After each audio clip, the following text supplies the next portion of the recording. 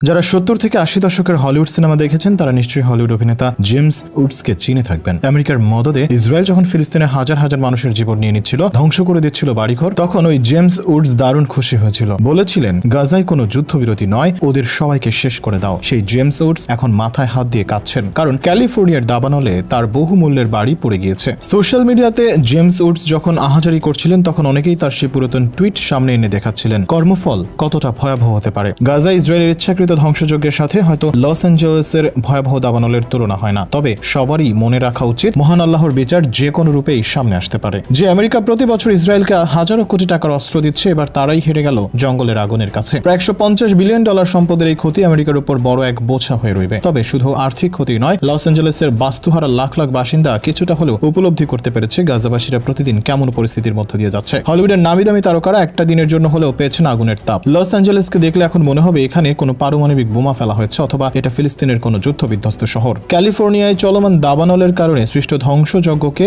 গাজার ধ্বংসস্তূপের সঙ্গে তুলনা করেছেন ইরানের vice president Mohammad Javad Zarif. তিনি একে ইসরায়েলের বর্বরতার ফল বলে উল্লেখ করেছেন। জারিফ বলেছেন, ক্যালিফোর্নিয়ার মর্মান্তিক দৃশ্য গাজায় বিধ্বস্ত ঘরবাড়ি, স্কুল এবং হাসপাতালের স্মৃতি জাগিয়ে তুলছে। তবে প্রকৃতির প্রলয়ের কারণে সবকিছু হারানো ক্যালিফোর্নিয়াবাসীর প্রতি সহানুভূতি প্রকাশ করাই মানবিকতা, বিশেষ করে যখন সেখানকার অনেকেই গাজার বাসিন্দাদের পাশে দাঁড়িয়েছেন। ইসরায়েলের বর্বরতায় যারা সবকিছু হারিয়েছেন, এই দাবানল আবারও প্রমাণ করে দিল আল্লাহ চাইলে যে কোনো সময় কাউকে রাজা বানাতে পারেন, আবার তাকেই নিমেষে করে দিতে পারেন পথের ফকির। ক্যালিফোর্নিয়ার একজন পরিচিত বাসিন্দা এডউইন কাস্ত্রো গত বছরের ফেব্রুয়ারিতে লটারিতে $204 কোটি জিতেছিলেন। এই বিশাল অর্থ পুরস্কার পাওয়ার পর তিনি কিনেছিলেন একটি বিলাসবহুল প্রাসাদ। প্রাসাদটি ছিল ক্যালিফোর্নিয়ার অভিজাত এলাকা হলিউড পাহাড়ের কাছে। কাস্ত্রো তার প্রাসাদটি নিজের মন মতো করে গড়তে $2.55 লাখ খরচ করেছিলেন। এর ভিতরে ছিল 5টি বেডরুম, 6টি বাথরুম ও অসংখ্য বিলাসবহুল সুবিধা। অথচ ভয়াবহ দাবানল প্রাসাদটিকে মুহূর্তেই ধ্বংস করে দেয়। এখন সেই প্রাসাদ পরিণত হয়েছে ছাইয়ের স্তূপে। প্রাসাদটির পাশের সমুদ্র সৈকতে একটি ইয়ট পড়ে থাকতে দেখা যায়, আর পাশে কিছু পোড়া কাঠের তক্তা। সেখানে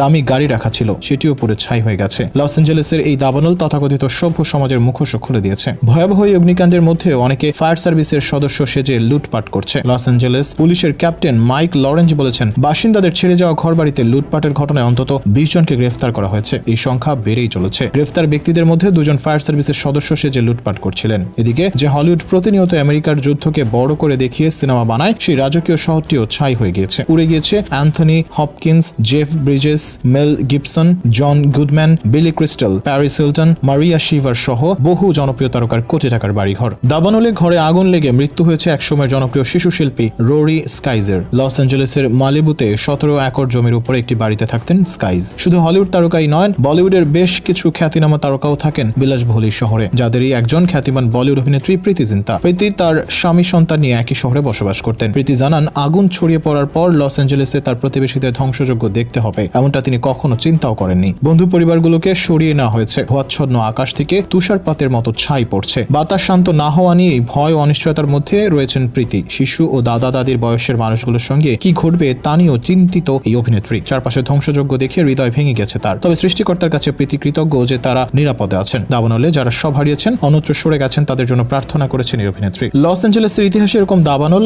আর একটাও ঘটেনি। আগ্রাসী আগুনে জ্বলে পড়ে ছারখার হয়ে গেছে লাখো ঘরবাড়ি ও বিষয় সম্পত্তি। আগুনে সব নিঃশেষ হয়ে যেতে দেখেই শুধু নন, লেলিহান শিখা থেকে বাঁচতে গিয়ে যানজট, প্রকট ধোঁয়ায় শ্বাসরুদ্ধ হয়ে আসা সহ নানান পরিস্থিতির মুখোমুখি হতে হচ্ছে সেখানকার বাসিন্দাদের। মাইলের পর মাইল যানজটে আটকে থাকা বাসিন্দারা নারকীয় অভিজ্ঞতার সম্মুখীন হয়েছেন। অভিজাত শহর হলেও প্যালিসেডসে আসা যাওয়ার জন্য খুব বেশি রাস্তা নেই এবং এর ফলে প্রচুর সমস্যা দেখা দিয়েছে, যা একদম জগা খিচুড়ি অবস্থা। লস অ্যাঞ্জেলেসে অনেক রাস্তায় বেশ আগে তৈরি করা, তখন পরিবারগুলো ছোট গাড়ি ব্যবহার করত। সে সময় পাহাড়ি এসব এলাকায় এখনকার মতো বড় বড় গাড়ি চলতো না, যার ফলে ঘর থেকে বের হলেও স্থানীয় বাসিন্দারা ঘন্টাখানিক আটকে ছিল রাস্তায়। আশেপাশের ধোঁয়া এবং আগুনের তাপ তাদের মধ্যে মৃত্যুর ভয় নিয়ে আসে। অল্প সময়ে দাবানল শহরটির বাতাসে বিষাক্ত মেঘ ছড়িয়ে দিয়েছে। এর ফলে বিস্তীর্ণ অঞ্চল ঢেকে গিয়েছে শ্বাসরোধী ধোঁয়ায়। এদিকে আগুনের ঝড় নতুন করে এখন দিক পরিবর্তন করছে। দাবানলের দিক পরিবর্তনের কারণে আরো মানুষকে সরিয়ে নেওয়া হচ্ছে। আগুন নেভাতে নতুন চ্যালেঞ্জ তৈরি হচ্ছে। লস অ্যাঞ্জেলেস ঘিরে ধরা 6টি দাবানলে এখন পর্যন্ত 16 জনের প্রাণহানির খবর পাওয়া গেছে। এখনো নিখোঁজ রয়েছে 13 জন। 12,000 অবকাঠামো ক্ষতিগ্রস্ত কিংবা পুরোপুরি ধ্বংস হয়েছে। ফায়ার সার্ভিস কর্মীরা ধ্বংস হওয়া বাড়িঘর বা স্থাপনাগুলোয় অনুসন্ধান চালালে প্রাণহানির সংখ্যাও বাড়তে পারে। প্যালিসেডসের আগুন ম্যান্ডাভিল ক্যানিয়ন এলাকায় ছড়িয়ে পড়ার পর ব্রেন্টউড এলাকায় ছড়িয়ে পড়ার হুমকি তৈরি করেছে। এটি ইঞ্চি ইঞ্চি করে উত্তর দক্ষিণ 405 মহাসড়কের দিকেও এগিয়ে যাচ্ছে। এই এলাকায় থাকেন প্রখ্যাত অভিনেতা আর্নল্ড শুয়ার্জনিগার, ডিজনির প্রধান নির্বাহী বব ইগার ও NBA তারকা লেব্রন। এরাও ইতিমধ্যে নিরাপদ স্থানে সরে গিয়েছেন। এলাকার মধ্যে পাহাড়ের উপর অবস্থিত জাদুঘর গেটি সেন্টারও পড়েছে। এই জাদুঘরে 1,25,000 শিল্পকর্ম রয়েছে। এসব শিল্পকর্মের মধ্যে ভ্যান গগ, রেমব্রা, রুবেন্স, মনে ও দেগার মতো বিখ্যাত চিত্রশিল্পীর কাজ রয়েছে। তবে এখনো পর্যন্ত গেটি সেন্টারের ভবনটি অক্ষত রয়েছে। তবে দাবানল এখানেও পৌঁছে যাবার আশঙ্কা উড়িয়ে দেওয়া যায় না। ক্যালিফোর্নিয়ার এই দাবানলের সাথে অনেকেই ফিলিস্তিনের তাণ্ডবের সংযোগ দেখানোর চেষ্টা করছেন। যদিও ক্যালিফোর্নিয়ায় গিয়ে কেউ যুদ্ধ করে আসেনি কিংবা গাজার মতো প্রাণহানিও ঘটেনি, তবে বিলাসবহুল জীবনযাপন করা মানুষেরা কিছুটা সময়ের জন্য হলেও কঠিন বাস্তবতার সম্মুখীন হয়েছেন। অবশ্য কোনো ধর্মের মানুষেরই উচিত নয় সাধারণ মানুষের দুরবস্থায় খুশি হওয়া। ক্যালিফোর্নিয়াতে বসবাস করেন লাখো মুসলিম। দাবানলে পড়ে গিয়েছে অনেক বড় বড় মসজিদ। তাছাড়া অনেক হলিউড তারকা এবং বহু আমেরিকান প্রতিনিয়ত ফিলিস্তিনের পক্ষে আওয়াজ তুলেছেন, আর্থিক সহায়তা দিচ্ছেন। তবে সবারই মনে রাখা উচিত, মানুষ কিংবা প্রকৃতি সবকিছু নিয়ন্ত্রণের ক্ষমতা শুধুমাত্র আল্লাহরই আছেন। তাই নিজেদেরকে মহা ক্ষমতাধর ভেবে পরবর্তীতে ছোট দেশ অসহায় মানুষের উপর অত্যাচার চালানোর আগে আমেরিকার উচিত হবে ক্যালিফোর্নিয়ার এই দাবানলের তাপ স্মরণ করা।